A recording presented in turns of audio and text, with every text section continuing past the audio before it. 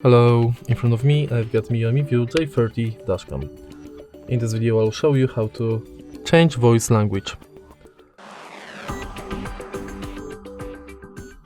In the beginning, make sure that the camera is not connected with MiVue Pro app because we need internet connection to download new language. Enter MiVue Pro app, go to Me and go to voice language. Select new language from the list. Go back, download, OK, and now connect the camera.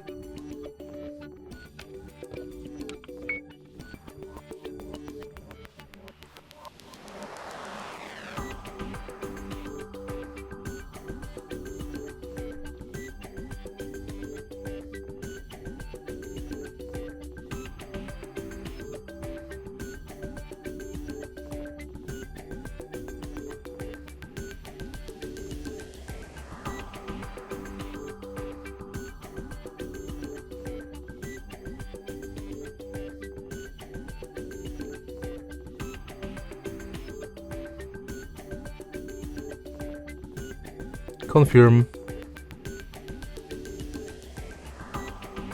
Dashcam is updating. And it's done.